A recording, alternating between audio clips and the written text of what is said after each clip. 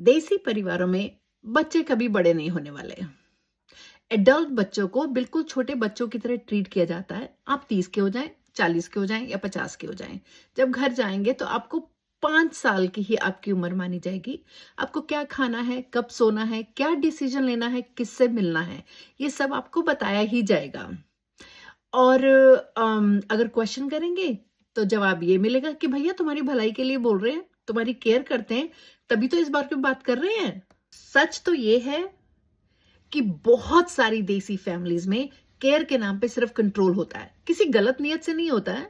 उनको यही पता है कंट्रोल का मतलब ही केयर और लव करना है। उनको उसमें दोनों में फर्क करना समझ में नहीं आता। केयर का मतलब होता है कि तुम अब बड़े हो गए हो, अपनी जिंदगी के डिसीजन खुद लो, हम खड़े हैं साथ में, अगर सपोर्ट चाहिए तो हम देने को खड़े हैं, वरना मुझे विश्वास है तुम सब कुछ कर लोगे। कंट्रोल का मतलब होता है अगर तुम मुझसे प्यार करते तो इस तरीके से डिसीजन लेते। अरे तुमने थोड़ी दुनिया देखी है, जिंदगी में एक्सपीरियंस हमें है, हमें मालूम है तुम्हारे लिए क्या ठीक है और तुम्हारी भलाई के लिए डिसीजन ले रहे हैं।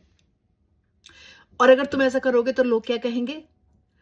तुम्हें अभी कुछ नहीं समझ में आने वाला है, तुम वो करो जो हम कह रहे हैं।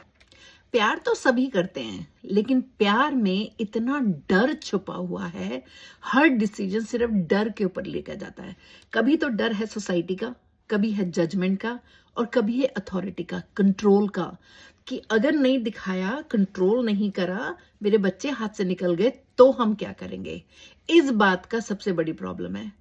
इसलिए एडल्ट बच्चों को देसी परिवारों में गाइड नहीं करा जाता, बल्कि मैनेज करा जाता है। सपोर्ट कोई नहीं है, बस मॉनिटरिंग होती है हर चीज की, और धीरे धीरे पता भी नहीं चलता किसी को।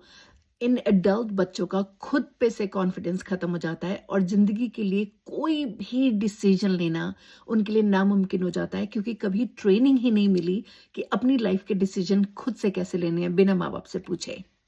अपनी इंडिपेंडेंस में इनको गिल्ट होने लगता है। पीस चूज करने के लिए बहुत इनको लगता है कि हम सेल्फिश हो गए, और बाउंड्रीज सिलेक्ट करने के लिए, बाउंड्री सेट करने के लिए इनको बहुत परेशानी होती है।